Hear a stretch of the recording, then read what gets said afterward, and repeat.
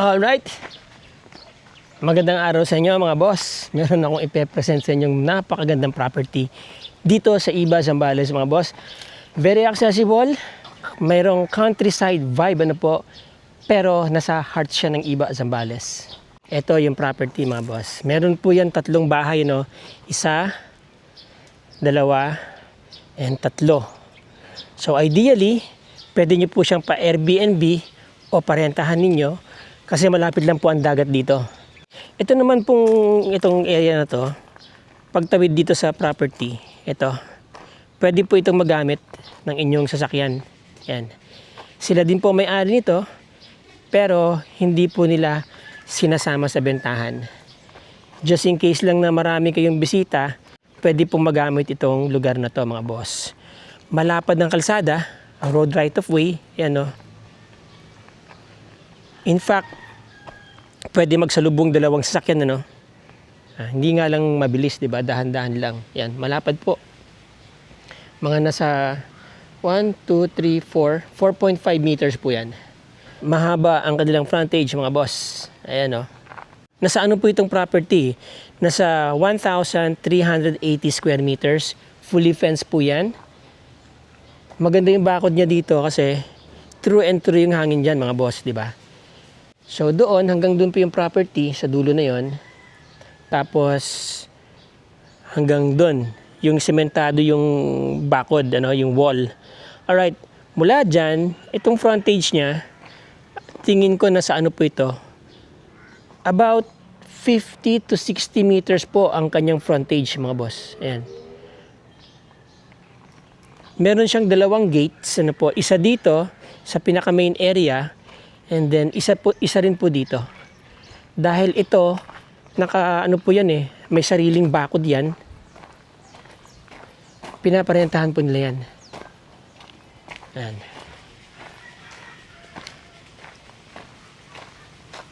Kung papapansin nyo, meron po siyang sariling bakod.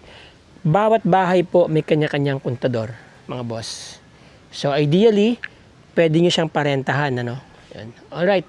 Yun yung pinaka main house.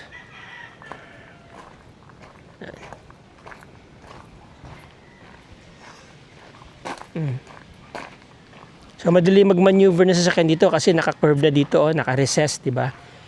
And then well paved po ang paligid. 2-car garage. Ayan. Bagong palit daw po kisame nito. Yan. Yan. Magandang pagkaka-tiles dito, mga boss. Alright? So, check muna natin itong garahe, ano. Yan, naka-grill na. Pwede nyo ring isarap po ito kung gusto nyo maglagay ng gate dyan, di ba? Yan, dito, sa likod niya, nandito po yung mga, alam nyo na, yung mga tools, yung mga importanteng kailangan, di ba? Mga pang-repair, repair kits, ganyan. Office at the same time, office na may-ari, yan, no? Naka-tiles din po dito sa loob. Right? Ang kisame, lahat napansin ko po, naka-texture. Textured ang kanyang pagkakapintura. Yan. Alright? So this is about 1, 2, 3. Mga ano po ito? 1, 2, 3, 4, 5, 6. Mga 18 square meters po itong floor space nito. Area na to. At dito, meron ding maliit na bodega dito, mga boss. Na pwede nyo ilagay yung mga flammables nandito. Andun yung service area. Ano? Iba rin yung tiles dito sa labas. And ito po yung kanilang laundry area at pump room. Alright? Dito sa labas, naka-spandrel, mga boss. Aluminum yan. Ihuli na po natin yung main house, no? Tignan muna natin to. Right now, kasi ito po yung pinaka-quarter or house ng kanilang caretaker. Right, yan.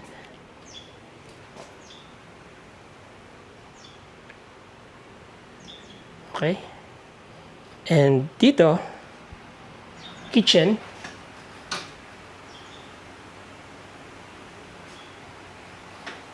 Screen door, mga boss, aluminum, powder coated. Textured din ng wall dito. Sementado. And then, meron kayong mga cabinetries dyan, di ba? Pwede kayong magluto dito, syempre. Meron na rin silang range hood. Gumagana pa naman siguro yan, mga boss. Alright? Naka-tiles din dito, ano po. Pati yung lababo. Yung mga cabinets, mga boss, yung mga naka-aluminum. Yung kanyang sliding doors.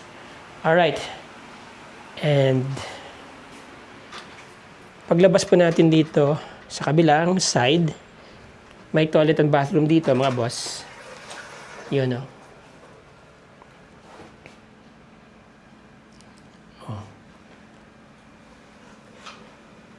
Nice.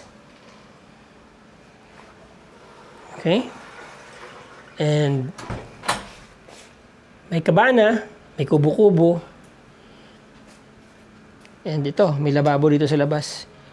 So, dito nyo, di ba, gagawin yung nitty and gritty, isda, manok, karne, yan. Meron ding urinal dito. Alright? Mataas ang bakod, mga boss, ha. This is about 6 feet or more. Lahat ng bahay po may kanya-kanyang septic tank. Ito, septic tank nito. Yan. Okay? So, dito, sa area na to, mga boss, merong kubo-kubo. Itong kubo-kubo, meron pong kama yan sa loob, no? Pwede nyo rin paarkilahan yan. Pinapa-Airbnb po nila to, malapit lang kasi sa beach. Yan. Dito, may kabana. Meron kayong ihawan. May lababo rin po dito. Yan, lutuan, no? Tapos, ito yung bahay na pinapaupuhan nila. Papansin niyo naka-bakod po siya, no? Or naka-isolate siya ng bakod ng mga harang yan. Maluwag pa dyan sa likod, oh. Pwede pa maglagay dyan ng laundry area din, di ba? May sarili din pong septic tank yan. May mga tanim po na kalamansi. Itong mangga na to, ano to eh? Parang apple mango. Yan. Tapos may langka. Yan, mga citrus, di ba? Merong dragon fruit yung kapitbahay nyo. Ayun. So, tignan po muna natin itong bahay na to, no? Isa-isahin natin. Silipin natin itong kubo. Yun. Yan. May kama po dyan sa loob. Nagulat ako. Akala ko totoo. May owl. Ayan, o. Alright. Okay pa itong kubo, mga boss. Tatagal pa to. Nang matagal na panahon. Ayan. Tapos may mga walkway na po siya, ha? Dito po muna tayo sa kabilang bahay. Ayan. So, may gate dito at meron ding gate doon. Ayan.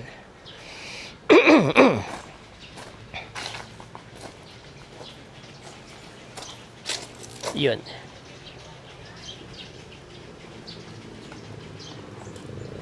Okay, meron siyang pang PWD, di ba?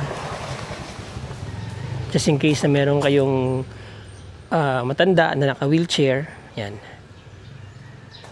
By the way, kasama po yung ibang gamit, ano, mga boss. Dito may umuupa ngayon eh, pero nagpaalam naman si sir na pwede daw sumilip. Tignan natin, mga boss. Yun. Para po itong studio type, mga boss. Ayan, o.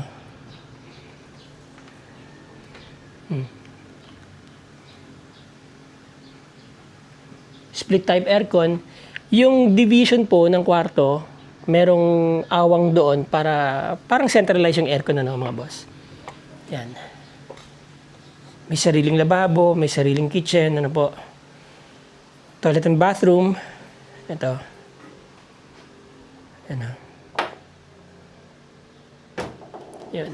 May heater na. Okay, and then ito yung kwarto, mga boss. Mayroong division po dito, ano. Yan. Okay, may cabinetries na rin. Ito. So, tanungin nyo na lang po sa may-ari kapag nag-usap kayo kung alin yung mga maiiwan dito. Alright. Pinaparentahan daw nila ito 25,000 a month. Pero napaparentahan nila ito ng 3,000 overnight kapag ka Airbnb. Yan. Okay, now, sa kabilang bahay, mga boss, ganun din halos split type aircon, elevated siya. Ito. Meron kayong patio. Ayan. May mural, may nagtitinikling doon. Alright. Stainless, mga boss, ang gate, no? Although yung iba, tubular. Nevertheless, maganda, mga boss, no?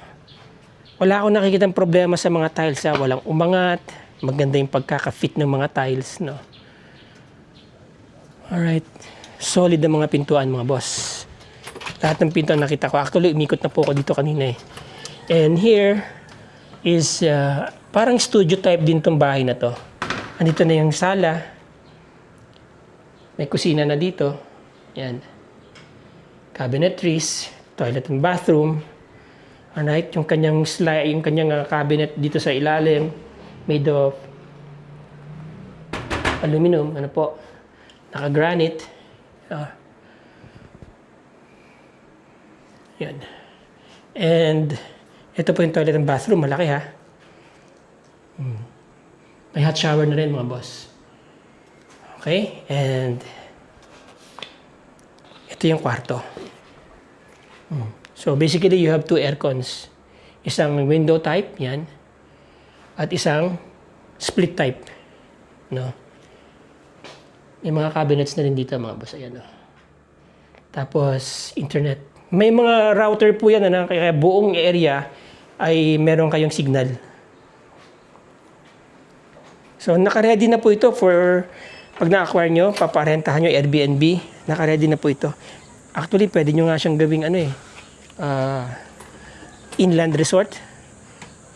Pwede kayo magpalagay ng swimming pool dito.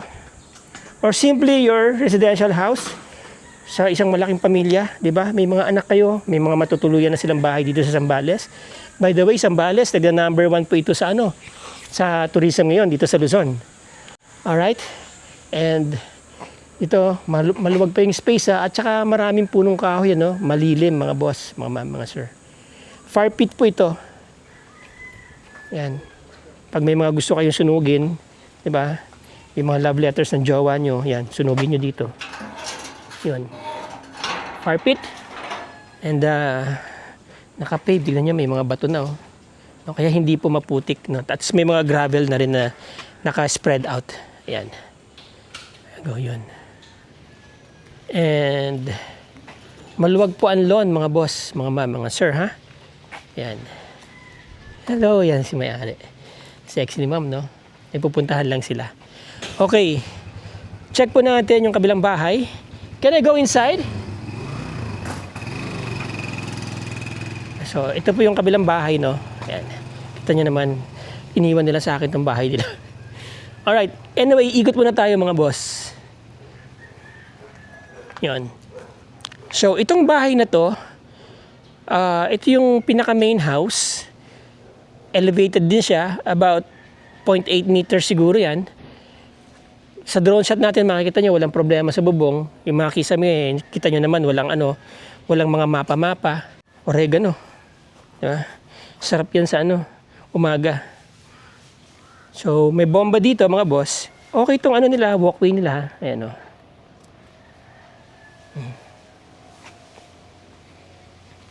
Yun. Diba? Para maski umuulan, hindi kayo maputikan. Ayan ang fasad. Magandang patio nila dito, mga boss. Maluwag. And ito, meron kayong bomba dito. Just in case, diba, na walang lumabas sa tubig sa gripo ninyo, pwede nyo gamitin yan. For emergency, pwede rin kayo mag-tap dyan ng source, palagyan nyo ng pressure tank. Right? Merong dito. Ayan, magic fruit yan, eh. Okay. Maluwag pa dito, mga boss. Marami pa kayong pwedeng magawa dito. So, may mga ginawa silang mga septic tanks, di ba? Ayan, oh. Ito, Chico, mga boss. At saka, Kamyas. Oh, maraming fruit-bearing trees, ha? Kahit pa paano. May bayabas, di ba? Ano, mangga, daming bunga, apple mango. And then, ito, nakabakod. Kasi kapag nag-alaga kayo ng aso at matapang, pwede nyo siyang i-contain lang dito. Nakabakod din po yan dun sa kabila. Ang bahay, mga boss, about 20 years na yata itong bahay. Pero maganda pa rin, well-maintained. Kasi foreigner po may-ari, American. Talagang kita nyo naman, very tidy, maayos lahat. Pagka may konting sira, pinapalitan na kaagad nila, sabi sa akin. Ito. Kagaya nito yung tiles dito. Kaya na iba po yan, may konting problema lang dyan. Pero yung entire area na yan, pinalitan nila para magbumalanse yan, no? Mag-blend. Yan ang main door. Ito yung patio, maluwag mga boss. Mga nasa ano to, 30 square meters po itong patio. Pwede kayo mag-hold ng party-party dito. Mag-hold ng party-party, di ba? Accentuated siya ng mga ganito. Yung mga poste.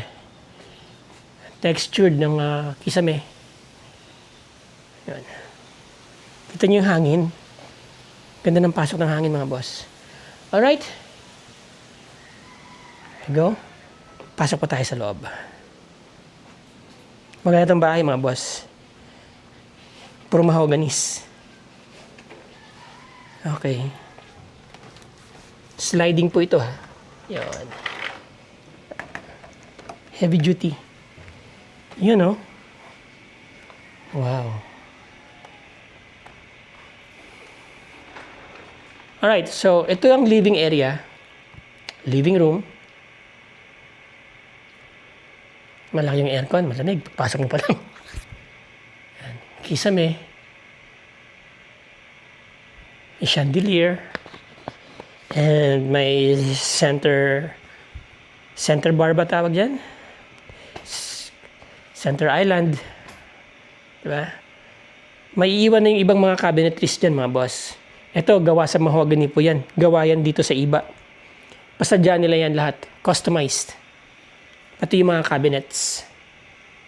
Okay? Dito meron din po yung kitchen, ano? May lababo. Merong small dining area kasi dalawa lang sila mag-asawa. Pero pwede nyo namang lakihan yan. Diba? Yan. Itong bar nila may lababo din. Yan, o. Itong ano to? Food plastic laminate. Yung fluted wall ba tawag dyan? Right. I think maganda ng pagkakagawa, boss. Maganda pagkakagawa ng mga furnitures, mga boss, na. Solid. Mga cabinets. Hindi po siya plywood. Ito, plywood to. Okay. Yan. Right. So, wala siyang lababo dito. Andito yung lababo niya. Alright. Okay, meron po itong dalawang rooms, mga boss. Yan. Master bedroom sa kanan. And then, may regular room dito sa kaliwa. Toilet and bathroom dito. Yan.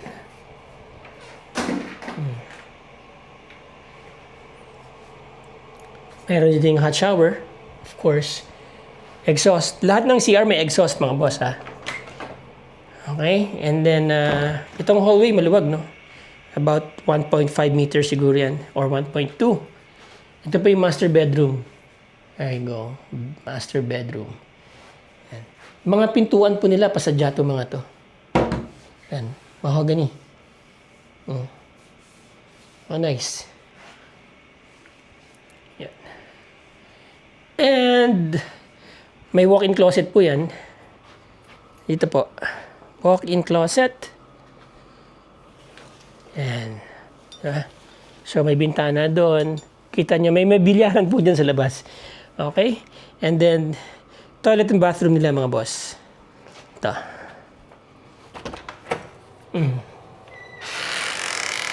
Linis ng bahay. Alright. Okay. Yan. Hindi ko lang alam kung kasama yung bed. No? Kayo na lang po yung magtanong sa may-ari. Alright. So, bintana nila. Yan. Okay. Yan, kisame. Alright. So, next room. Tiles, magandang fit ng tiles ha, mga boss. Sabi ko nga, wala ako nakitang umangat, whatever, na may problema. Ito pong mga poste ng bahay, mga boss, is designed for second floor. Pero hindi na nila tinuloy. Kaya matibay yan. Matibay mga poste niyan. Pasensya na kayo sa boses ko. Yun. Second room. May cabinet dito yan. Yan. Built in. Okay? And yan, ang view dito.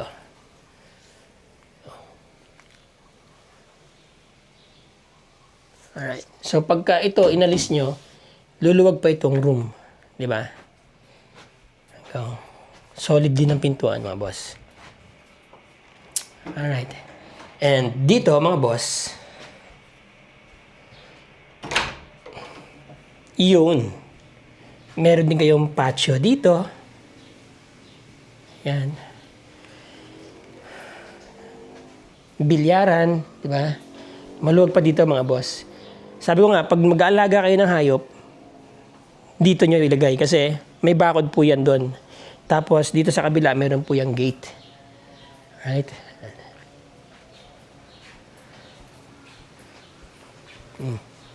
May gate po dito. Okay?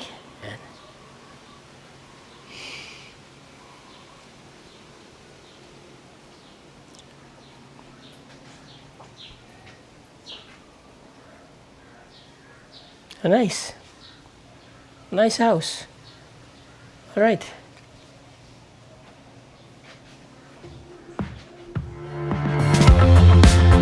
So all right, there you go mga boss, mga sir. Kita nyo naman, ang ganda ng bahay. Ang ganda pala ng mga bahay, ano?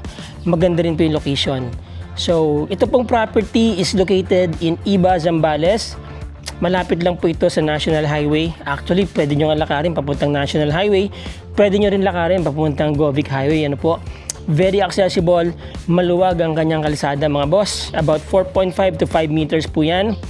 Countryside vibe, but yet nasa heart kayo ng Iba, Zambales. Malapit lang sa hospitals.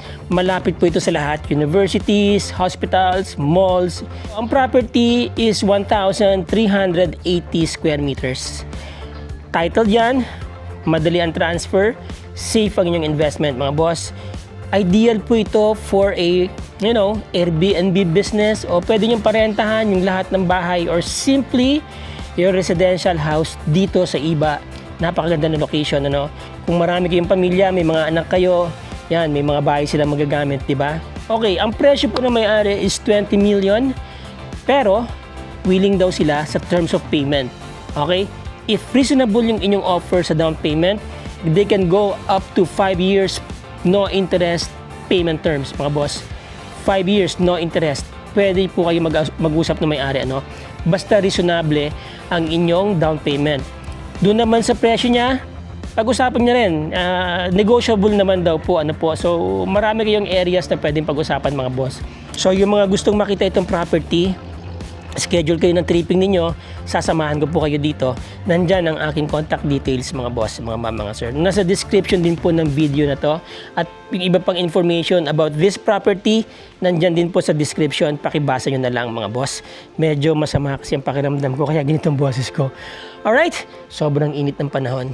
Anyway, mga boss, mga sir, there you go. Maraming salamat sa inyong panonood. Maraming salamat sa inyong time. Let's be grateful every day, mga boss, mga sir. Till the next video. Ciao.